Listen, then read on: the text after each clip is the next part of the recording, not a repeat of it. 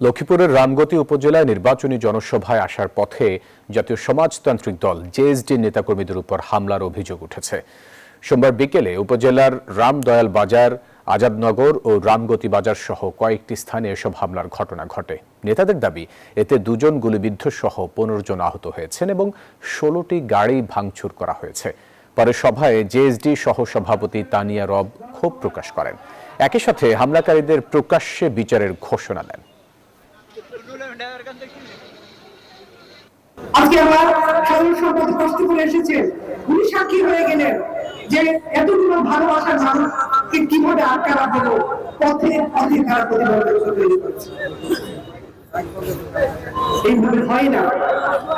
আমরা গণতন্ত্রের জন্য, ভোটাধিকার ফিরিয়ে আনার জন্য যে লড়াইটা একসাথে করছি, সেই লড়াইটা আমরা শেষ করতে চেয়েছিলাম, কিন্তু যে আচরণ করছেন আপনারা, সেটা সম্ভব হবে কিনা পরিষ্কার মনে হচ্ছে যে সম্ভব হবে না।